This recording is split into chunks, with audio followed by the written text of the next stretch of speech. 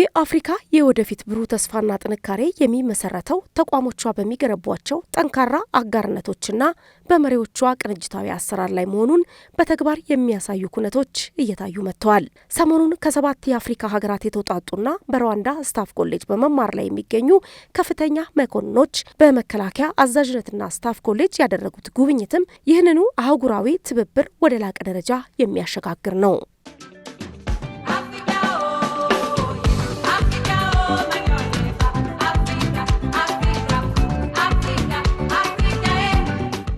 ይህ ተግባር የአፍሪካ ህብረት ቀዳሚ አጀንዳ የሆነውን አፍሪካን ከጥይት ነጻ የማድረግ ራዕይ ከንግግር ባለፈ ወደ ተግባር የሚቀይር ነው። አህጉሪቱን ከግጭትና ከጦርነት ድምፅ ለማላቀቅ የሚደረገው ጥረት ስኬታማ የሚሆነው ወታደራዊ አመራሩ ፕሮፌሽናሊዝምን በተከተለ መልኩ ሙያዊ ስነ ምግባርና የአንድነት መንፈስ ሲኖረው ብቻ መሆኑን የመከላከያ አዛዥነትና ስታፍ ኮሌጅ አዛዥ ብርጋዴር ጀነራል ዮሐንስ መኮንን ገልጸዋል። ከተለያየ አቅጣጫ ነው መጡት። ከሰሜን አፍሪካ፣ ከምዕራብ አፍሪካ፣ ከምስራቅ አፍሪካ ነው እዚህ ኮሌጅ ላይ እየተማሩ ያሉት።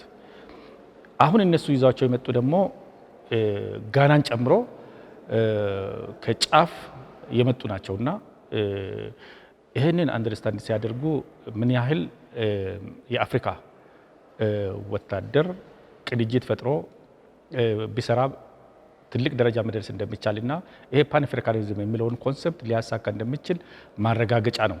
ጉብኝቱ ከሰሞኑ ከሚካሄደው ከ39ኛው የአፍሪካ ህብረት ጉባኤ ጋር መገጣጠሙ ደግሞ ወታደራዊ አመራሩ ለአህጉሪቱ ሰላምና ደህንነት ያለውን የጋራ ኃላፊነትና ቁርጠኝነት የሚያረጋግጥ ነው።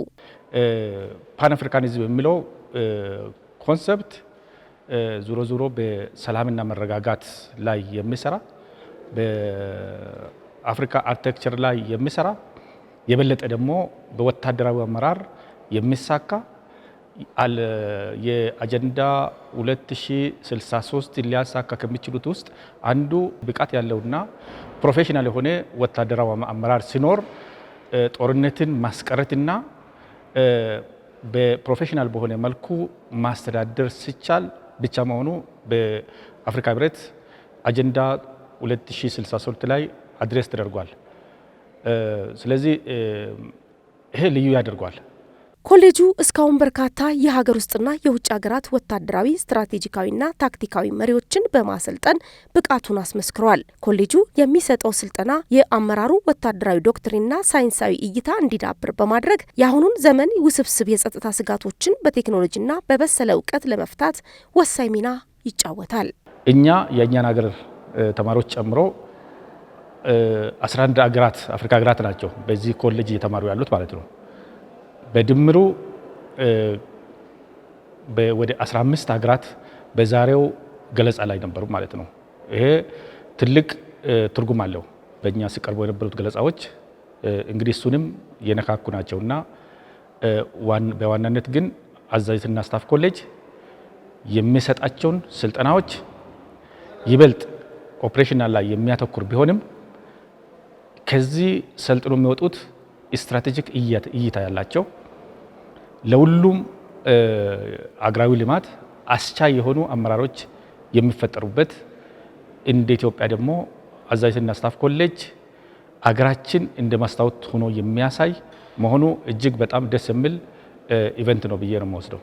የመከላከያ አዛዥነትና ስታፍ ኮሌጅ ራሱን ለዓለም አቀፍ ስልጠና ዝግጁ ማድረጉና የአፍሪካ ወታደራዊ መሪዎች ሙያዊ እውቀት እንዲያገኙ ማድረጉ አህጉሪቱ የገጠሟትን ውስብስብ የጸጥታ ችግሮችን በራሱ አቅም ለመፍታት የምታደርገውን ጥረት ያፋጥናል።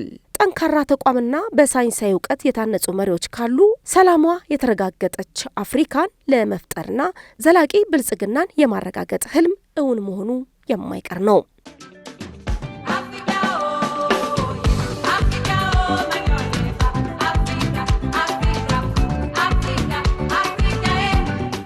ተማሪዎቹ የጎበኙት ይህ የመከላከያ አዛዥነትና ስታፍ ኮሌጅ በዘመናዊ የትምህርት አሰጣጡና በተሟላ ፋሲሊቲው የአፍሪካ የልቀት ማዕከል እንዲሆን በትኩረት እየተሰራ ይገኛል። በቆይታቸውም ስለ ኮሌጁ የትምህርት አሰጣጥና ወቅታዊ ሁኔታ ገለጻ የተደረገላቸው መኮንኖቹ ባዩትና በተደረገላቸው ገለጻ መደሰታቸውን ገልጸዋል።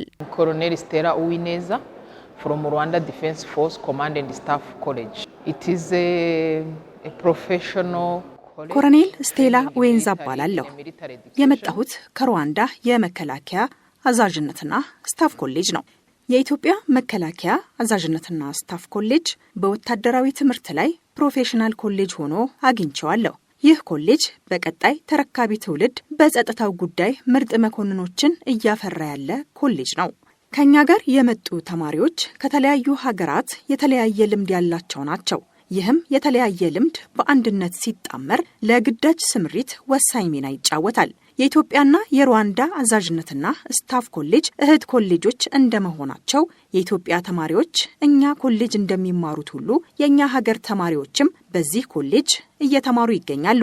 እኔ በመከላከያ ኢንጂነሪንግ ኮሌጅ ስልጠና ወስጄ ተመርቄ ወደ ሀገሬ ከተመለስኩኝ 7 ዓመት አልፎኛል። የኢትዮጵያን ባህልና አመጋገብ እንጀራን በጣም ወዳለው ናፍቄውም ነበርና በመምጣቴ ደስተኛ ነኝ።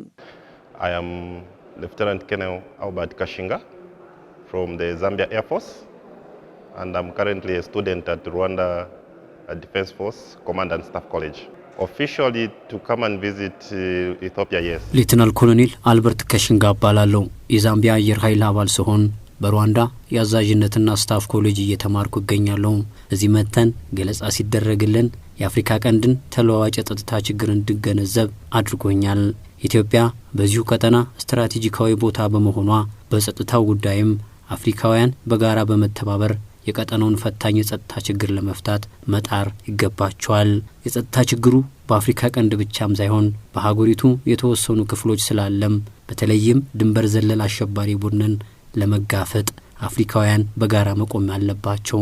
ይህ ግንኙነትም አፍሪካውያን በጸጥታው ዘርፍም እንዴት አብሮ መስራት እንዳለባቸው ማሳያ ነው።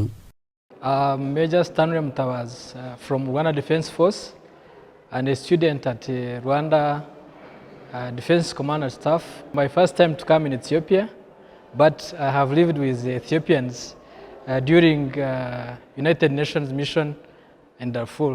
ሻለቃ ስታሊን ሙንታባዚ ይባላለሁ። የኡጋንዳ መከላከያ ሰራዊት አባል ሲሆን በሩዋንዳ የአዛዥነትና ስታፍ ኮሌጅ እየተማርኩ እገኛለሁ። ምንም እንኳን ወደ ኢትዮጵያ ስመጣ የመጀመሪያ ቢሆንም በዓለም አቀፉ የሰላም ማስከበር ተልዕኮ ሱዳን ዳርፉር ላይ ኢትዮጵያውያንን በደንብ አውቃቸዋለሁ። በዚህ ጉብኝት ብዙ ነገር አግኝቻለሁ። ትምህርታችን ስለ ዓለም አቀፉ ግንኙነትና ዓለም አቀፍ ወታደራዊ ትብብርን የተመለከተ በመሆኑ ወቅታዊና ዓለም አቀፍ ጉዳይ በሆነው ሐሳብ ላይ የልምድ ልውውጥ በማድረጋችን ደስ ተሰኝተናል። አዲስ አበባን የአፍሪካ ልብ ማለት ይቻላል። የሰው ዘር መገኛ፣ ለአፍሪካ አንድነት ድርጅት ያላት ሚና ኢትዮጵያ ናት። የሕዝቦቹ አቀባበል ደግሞ እንደ እህትና እንደ ወንድም ቀረቤታ አይነት ስላላቸው ባይተዋርነት አይሰማህም። ኢትዮጵያ ቀደምት ሀገር መሆኗን የጠቀሱት ጎብኚዎቹ በውትድርናው ዘርፍ የማይደፈር ጠንካራ መሪና ሰራዊት ባለቤት መሆኗን በአድናቆት ተናግረው እንዲህ ያሉ ጀግኖችና መሪዎችን ያፈራ ተቋምን መጎብኘታቸው ትልቅ ደስታ እንደፈጠረላቸውና ለሙያዊ ሕይወታቸውም ትልቅ ተሞክሮ መሆኑን አረጋግጠዋል።